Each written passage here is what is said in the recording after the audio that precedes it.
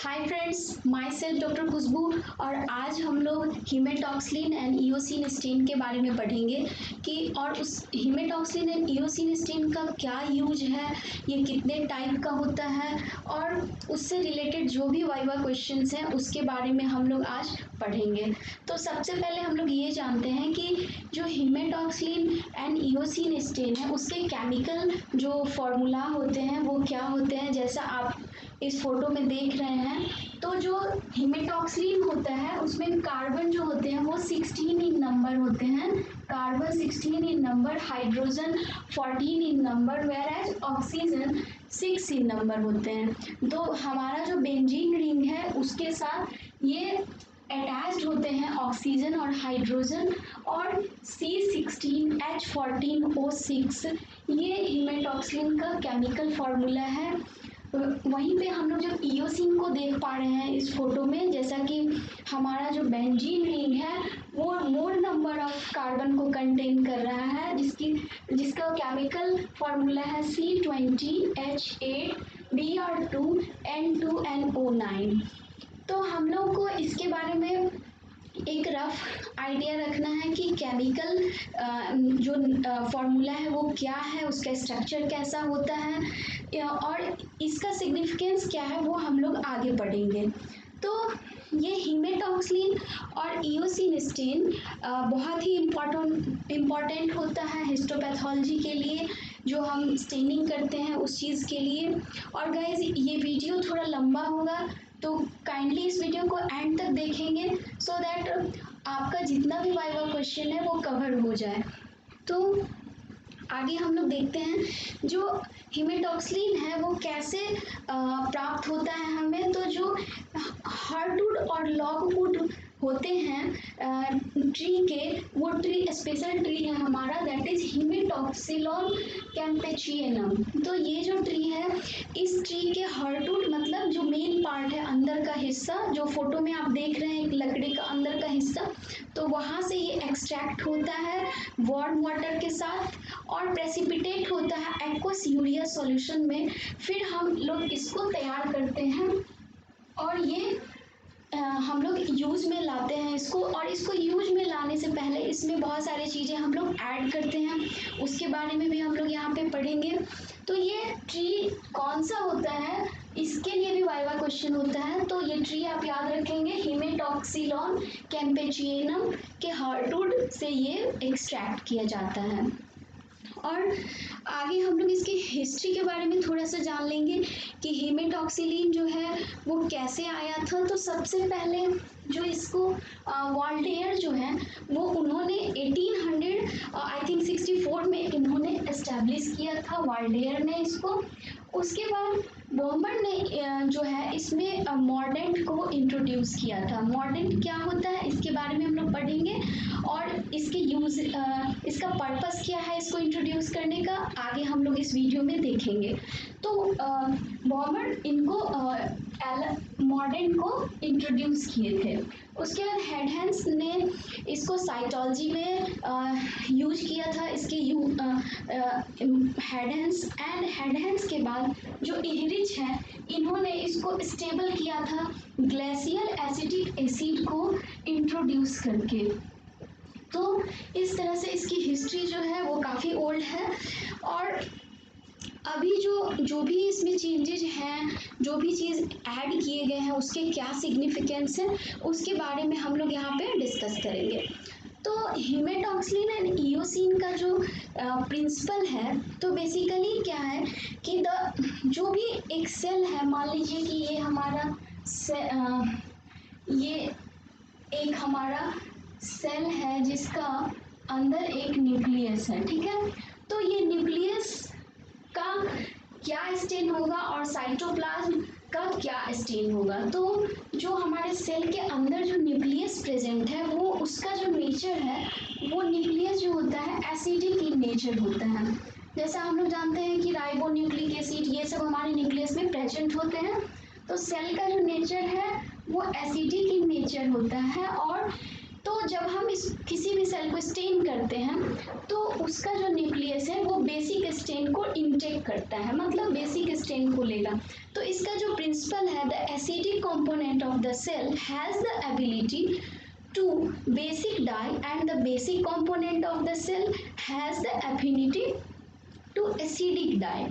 तो जो हीमेटॉक्सिन and eosin stand में है, जो हमारा न्यूक्लियस है वो हमेशा एसिडिक इन नेचर होता है और वो बेसिक डाई को कंटेन करता है। इसीलिए हीमेटॉक्सिन को हम लोग न्यूक्लियर स्टेन के नाम से भी इसको हम लोग जानते हैं कि ये न्यूक्लियर स्टेन है। ठीक है, तो ये हमारा बेसिक डाई को ले लिया। अब जो साइटोप्लाज्म है वो वेरिइंग शेड में अपना रिजल्ट देता है और वो इओसिन के स्टेन को लेता है और वो सेल के साइटोप्लाज्म को डिफरेंट शेड में इंड्यूस करता है, रिजल्ट देता है और कनेक्टिव टिश्यू को भी वेरिइंग शेड ऑफ पिंक और रेड के कलर में वो शो करता है। तो ये हमारा एक प्रिंसिपल है जो HNE का काफ़ी वाइवा क्वेश्चन में पूछा जाता है। इस फोटो माइक्रोग्राफ में आप देख रहे हैं जो हमारा एपिथेलियम है उसका जो बेसल लेयर है और वहाँ पे जो सेल का न्यूक्लियस है और उसका साइटोप्लाज्म है, तो सेल का न्यूक्लियस जो है काफ़ी हाइपरक्रोमैटिक है क्योंकि यहाँ पे क्रोमेटिन का एक्टिविटी ज़्यादा है बेसल लेयर में, तो इसने ज़्यादा हीमेटॉक्सिन को इनटेक किया है। वहीं पे हम लोग जब स्ट्रेटम बेसल से ऊपर जाएंगे स्ट्रेटम इंटरमीडियम या तो उसमें हम लोग देखते हैं कि जो सेल के जो न्यूक्लियस है उतने ज़्यादा हाइपरक्रोमैटिक नहीं है, मतलब वहाँ पे क्रोमेटिन की एक्टिविटी उतनी ज़्यादा नहीं है। तो जैसा क्रोमेटिन की एक्टिविटी कम है वहाँ पे, तो इस कारण से न्यूक्लियस भी कम वहाँ पे इनटेक लिया है हीमेटॉक्सिन को, और जो साइटोप्लाज्म का जो कलर है वो भी वेरिइंग शेड्स का है। तो ये एक बेसिक डिफरेंस है। और जो हमारा कनेक्टिव टिश्यू है, कनेक्टिव टिश्यू में जो कोलेजन है, मसल्स हैं, उन सब के भी वेरिइंग शेड्स होते हैं। तो ये हमारा जो कलर का शेड्स है, स्किन का शेड्स है, वो वेरिइंग शेड्स में होता है। तो इस तरह से हम लोग इसको यहाँ पे समझेंगे।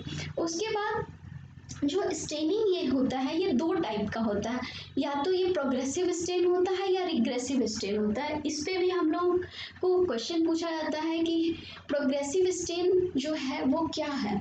तो प्रोग्रेसिव स्टेन का लिटरल मीनिंग ये है कि जब भी हम लोग किसी भी टिश्यू सेक्शन को स्टेन में एक लॉन्ग एनफ टाइम के लिए छोड़ देते हैं और उसके बैकग्राउंड को हम लोग काउंटर स्टेन नहीं करते हैं, तो इस तरह के स्टेन को हम लोग प्रोग्रेसिव स्टेन कहते हैं और साइटोलॉजी में इसे हम लोग यूज करते हैं। आगे हम लोग इसके एग्जाम्पल भी देखेंगे। और रिग्रेसिव स्टेन का मतलब होता है,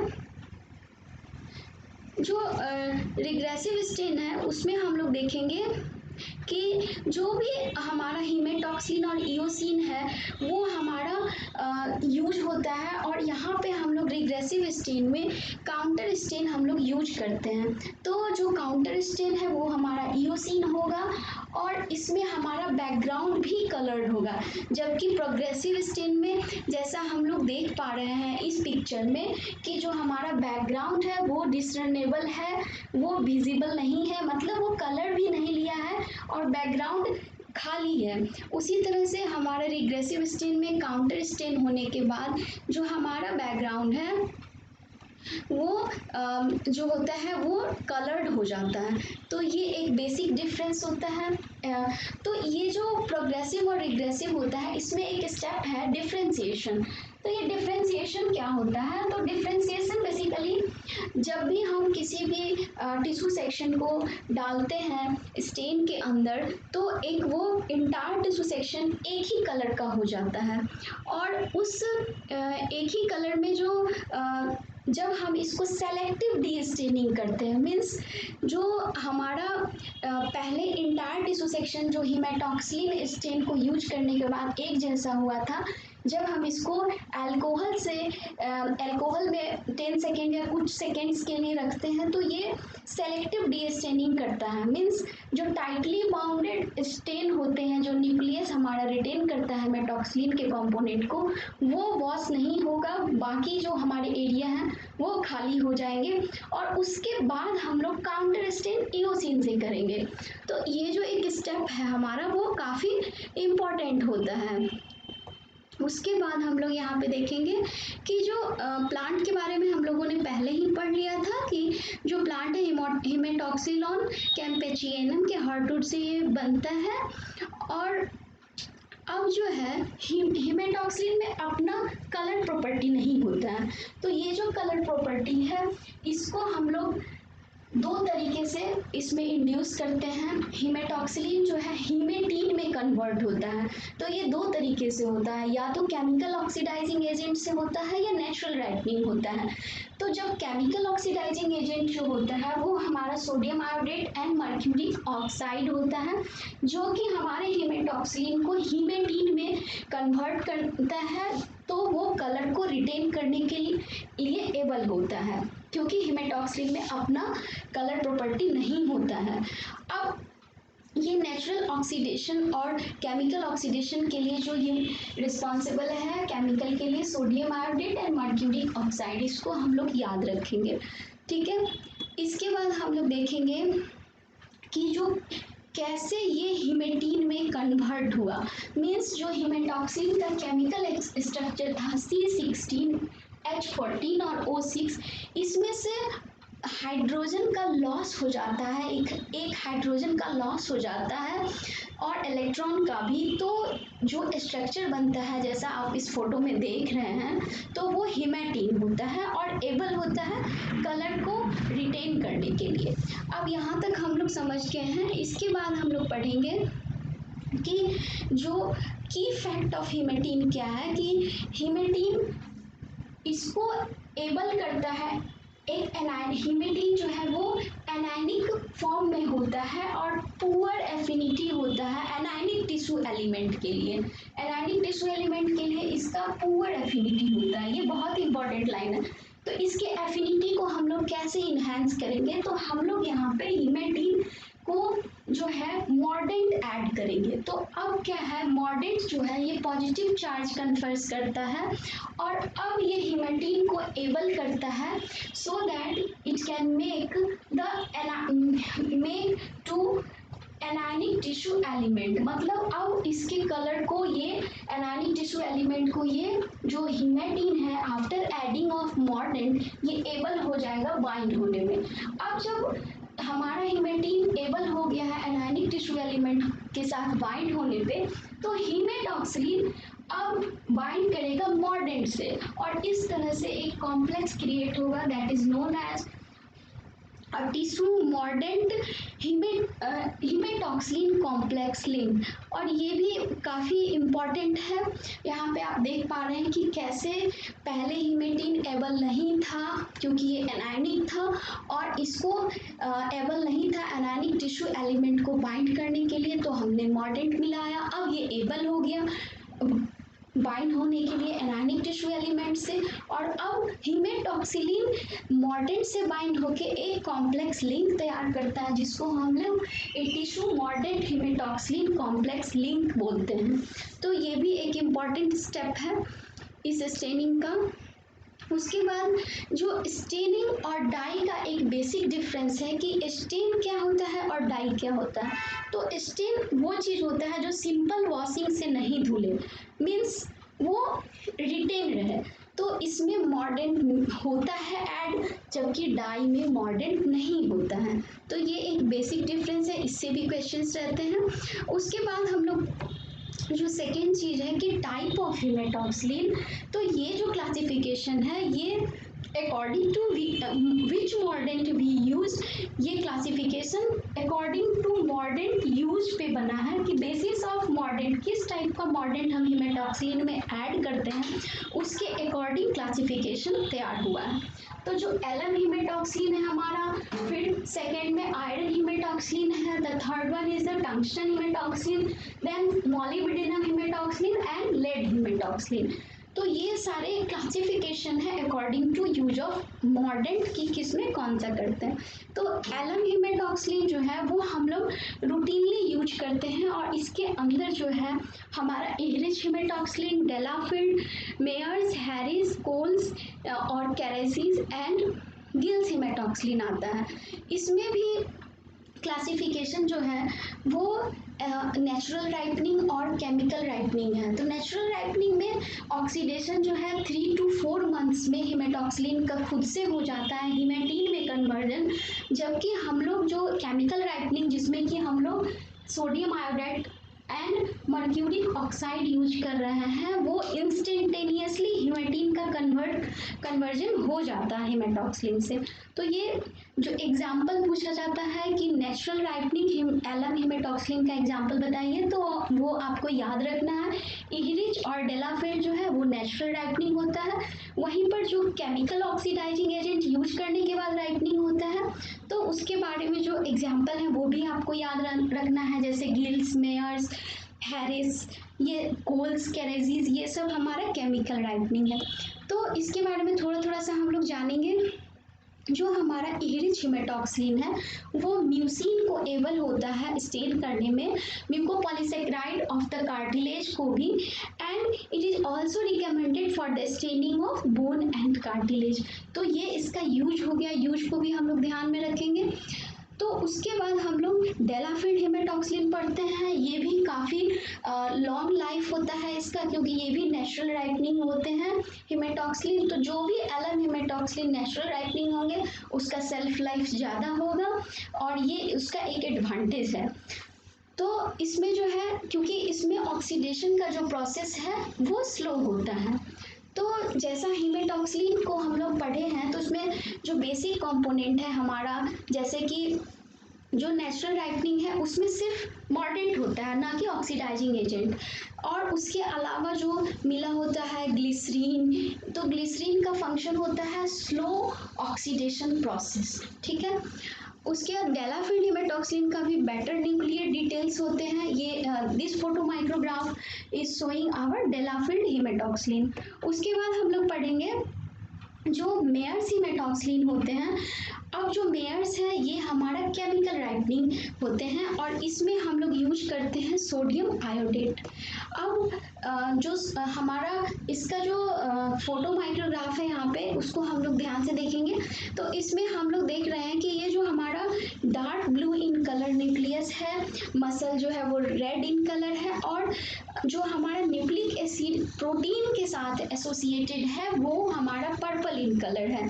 तो ये हमारा हो गया। उसके बाद हम लोग देख रहे हैं कि जो हमारा हैरिस हिमेटॉक्सिलिन है ये बहुत इंपॉर्टेंट है। हैरिस हिमेटॉक्सिलिन इसलिए इंपॉर्टेंट है क्योंकि आपसे पूछा जाएगा कि ये किस तरह का स्टेन है, तो आपको जानना है कि ये regressive as well as progressive दोनों तरह के स्टेन है। तो regressive stain means hematoxylin eosin के साथ यूज होगा, काउंटर स्टेन के लिए इयोसिन इस्तेमाल होगा इसमें। प्रोग्रेसिव मीन्स जो ये साइटोलॉजी एक्सफोलिएटिव साइटोलॉजी के लिए यूज होता है। और हैरिस हिमेटॉक्सिलिन का एक और एडवांटेज है कि ये न्यूक्लियर डिटेल बहुत अच्छा देता है। इस फोटो माइक्रोग्राफ में आप देख पा रहे हैं काफ़ी अच्छा न्यूक्लियर डिटेल है। उसके बाद हम लोग देखेंगे कि जो हमारा एक्सफोलिएटिव साइटोलॉजी में यूज हुआ है तो वो प्रोग्रेसिवली यूज हो रहा है। तो यहाँ बैकग्राउंड खाली है और हमारा न्यूक्लियर जो है वो स्टेन लिया हुआ है। उसके बाद इसको हम लोग बहुत ही पॉपुलर स्टेन है पेपेनिकुले स्टेन, उसमें भी यूज करते हैं ऑरेंज स्टेन के साथ और ये पॉलीक्रोमेटिक स्टेन के साथ। तो ये हमारा एक बहुत ही वाइवा क्वेश्चन में फ्रीक्वेंटली पूछा जाता है कि कौन सा हिमेटॉक्सिलिन प्रोग्रेसिव और रिग्रेसिव दोनों तरीके से यूज होता है, तो वो आपको हैरिस याद रखना है। अब जो हैरिस के बाद हम लोग पढ़ेंगे कोल्स हिमेटॉक्सिलिन। तो कोल्स हिमेटॉक्सिलिन भी काफ़ी इम्पॉर्टेंट है और इस हिमेटॉक्सिलिन में भी सारा कंपोनेंट वही है और हमारा मॉर्डेंट इसमें जो है पोटेशियम एलम है और ये राइपन होता है अल्कोहलिक आयोडीन सॉल्यूशन के साथ।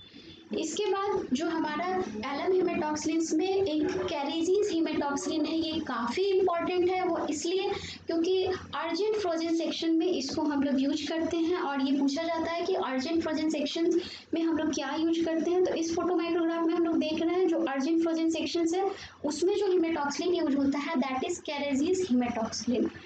इसके बाद जो नेक्स्ट वन है हमारा हिमेटॉक्सिलिन एलम हिमेटॉक्सिलिन की क्लासिफिकेशन में ही दैट इज गिल्स हिमेटॉक्सिलिन।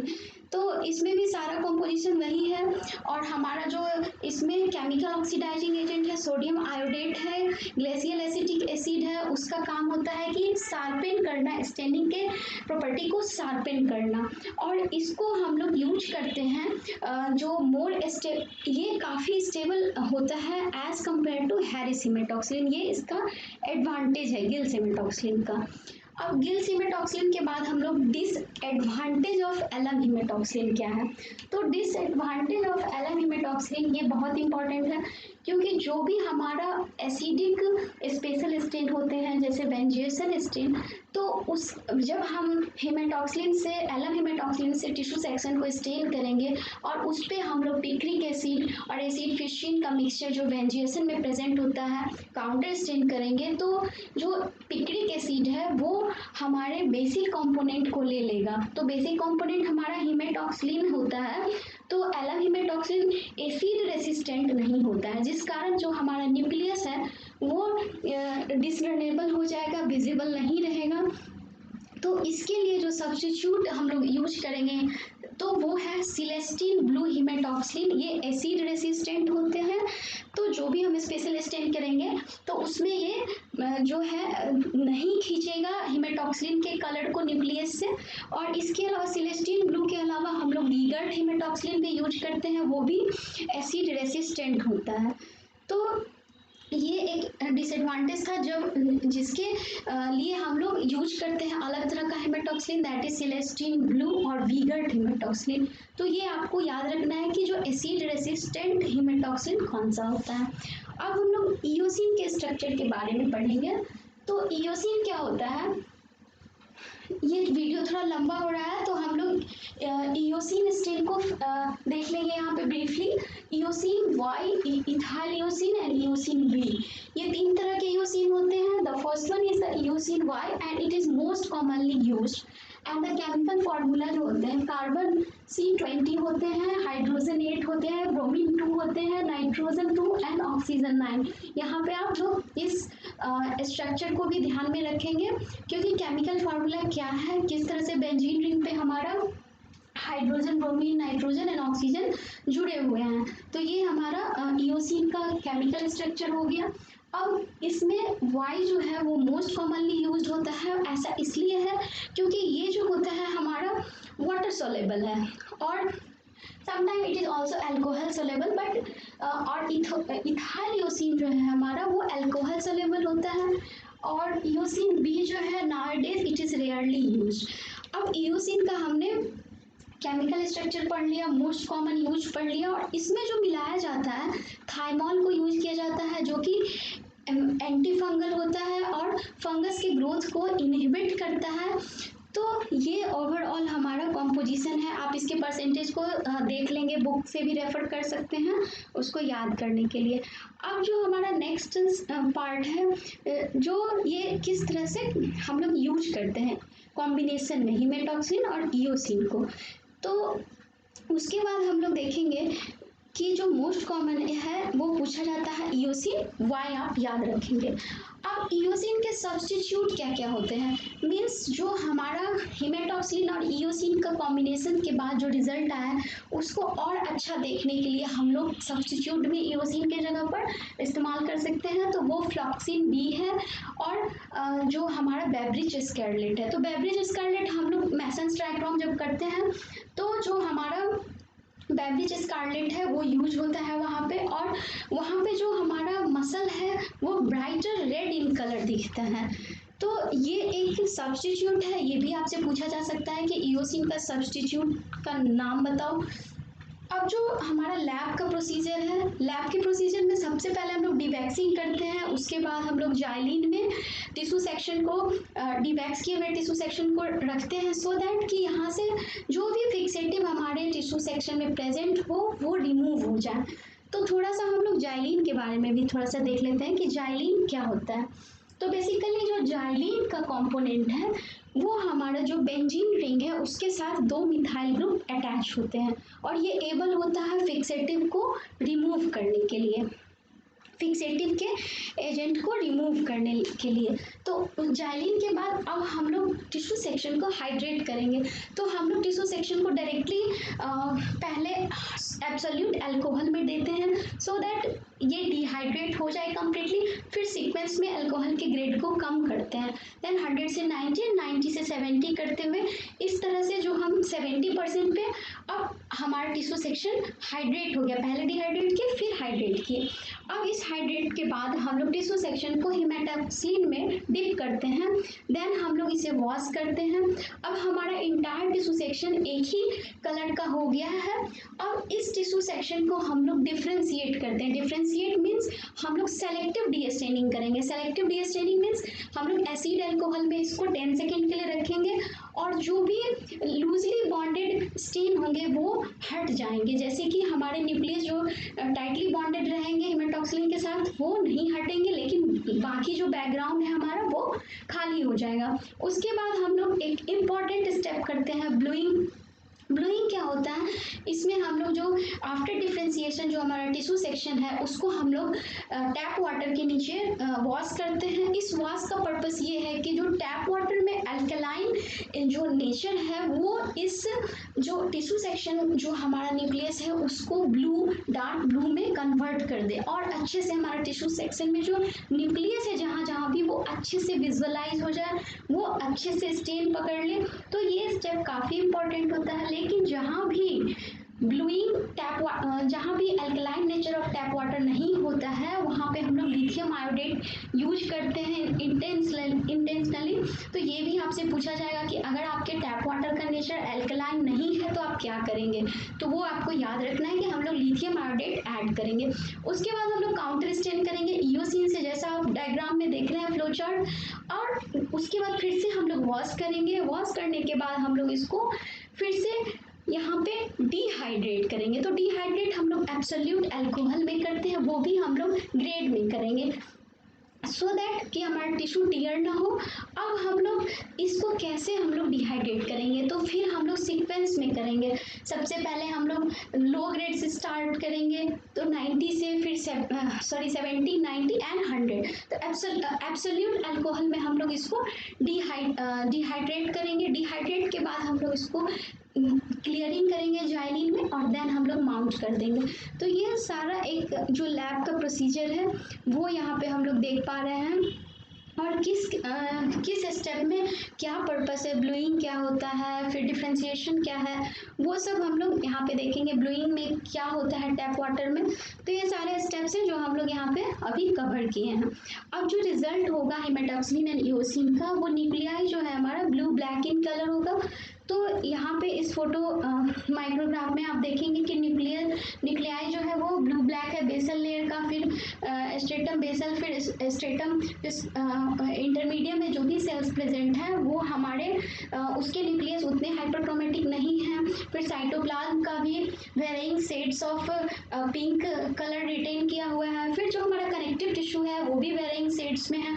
तो ये हेमाटोक्सिन और ईओसिन अलग अलग जो हमारा एपिथेलियम और कनेक्टिव टिश्यू का डिफ्रेंशिएशन बहुत ही अच्छे तरीके से कर पाता है। न्यूक्लियस और साइटोप्लाज्म को भी बहुत अच्छे तरीके से वो डिफ्रेंशिएट कर पाता है। तो यहाँ पे हम लोग इस फोटो माइक्रोग्राफ में देख पा रहे हैं। इसके बाद अब जो है हमारा एलम हेमाटोक्सिलिन के बाद हम लोग वीगर्ट हेमाटोक्सिलिन या फिर आयरन हेमाटोक्सिलिन में जो आते हैं हमारे, जैसे हमारा सबसे पहले वीगर्ट होता है। तो वीगर्ट हेमाटोक्सिलिन हम लोग पहले भी पढ़ चुके हैं कि वीगर्ट जो है वो एसिड रेसिस्टेंट होता है और इसको हम लोग स्पेशल स्टेन में यूज करते हैं। उसके बाद जो वीगर्ट का जो हम लोग जब देखेंगे इसके न्यूक्लियस, जब हम वीगर्ट हेमाटोक्सिलिन के स्पेशल स्टेन जैसे वेंजिएसिन में यूज करेंगे, तो यहाँ पे इस फोटो माइक्रोग्राफ में आप देख पा रहे हैं कि न्यूक्लियस का कलर जो है वो ब्राउन इन कलर है। तो इस चीज़ को हम लोग यहाँ पे देख पा रहे हैं।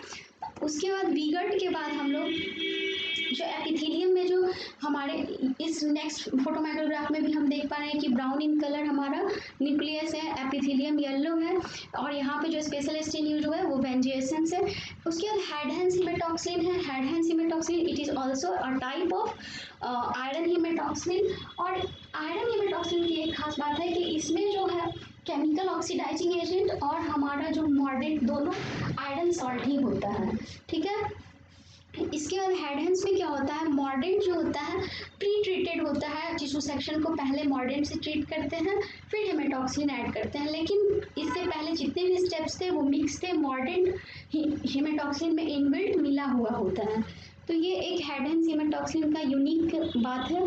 और ये जो कलर देता है वो ग्रे ब्लैक कलर देता है, इस फोटो माइक्रोग्राफ में आप देख रहे हैं हेडहेंस हेमेटॉक्सिन। उसके बाद हम लोग लोएस हेमेटॉक्सिन का देख रहे हैं, उसके ये भी आयरन हेमेटॉक्सिन का ही टाइप है और इसको हम लोग यूज करते हैं माइलिन को डिमॉन्स्ट्रेट करने के लिए।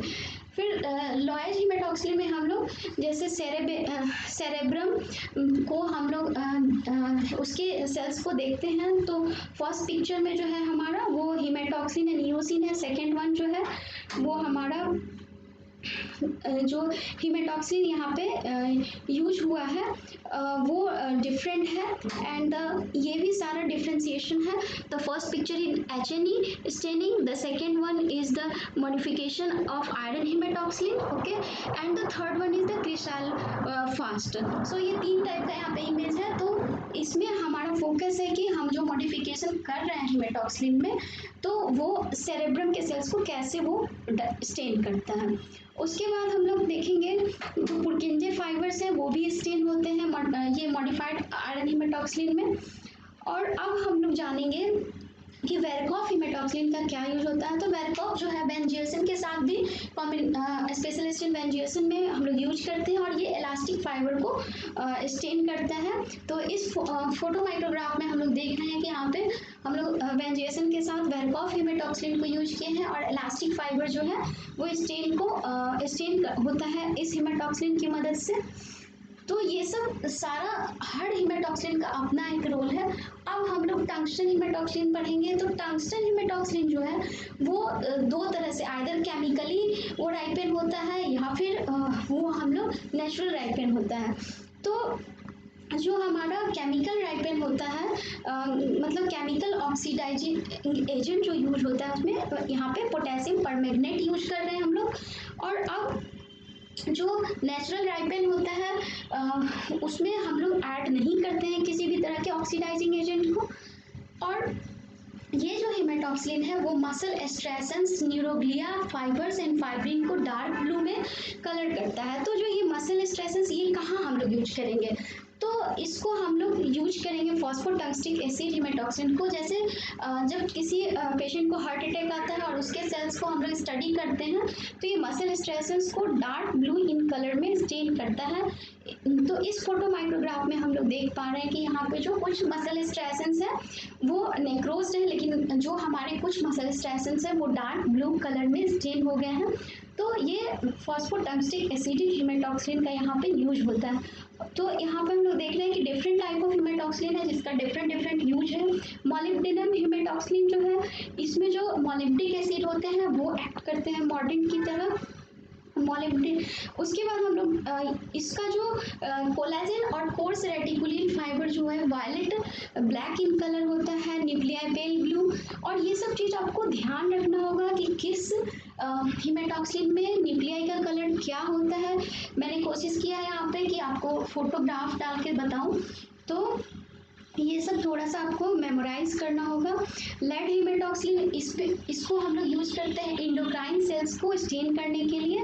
तो ये हमारा लेड हेमेटॉक्सिन। और एक खास तरह का हेमेटॉक्सिन है हेमेटॉक्सिन विदाउट मॉर्डेंट, मीन्स किसी टिश्यू सेक्शन में अगर कोई भी पार्टिकल है जैसे कि लेड, कॉपर या आयरन है तो उसको हम लोग आइडेंटिफाई करने के लिए हेमेटॉक्सिन विदाउट मॉर्डेंट यूज करते हैं। इस तरह के हेमेटॉक्सिन में ना मॉर्डेंट यूज होता है और ना ही इसमें कोई भी ऑक्सीडाइजिंग एजेंट यूज होता है। तो ये हमारे टिश्यू सेक्शन में जो हमारा लेड, आयरन और कॉपर है प्रेजेंट या नहीं है उसको हम लोग इस स्टेन से देखते हैं। तो इस तरह से हम लोग यहाँ पे सारे हेमेटॉक्सिन के बारे में पढ़ लिए क्लासिफिकेशन, जो alum hematoxylin, iron hematoxylin, tungsten, molybdenum and lead hematoxylin. ये फ्लो चार्ट है, ये आपके लिए हेल्पफुल रहेगा, इसको आप देख लेंगे। और जो भी मैंने यहाँ पे रेफरेंसेस लिए हैं वो बुक से मैंने फॉलो किए हैं, बैनक्रॉफ्ट और कुलिन, और थोड़े थोड़े से मैंने फोटोग्राफ्स गूगल से भी लिए हैं। तो उम्मीद करती हूँ कि ये वीडियो आपको हेल्प करेगा, और अगर आपको ये वीडियो अच्छा लगता है तो इसे लाइक और शेयर ज़रूर करें, सो दैट आगे मैं इस तरह के एजुकेशनल वीडियो बनाने के लिए मोटिवेट होती रहूँ। Thank you.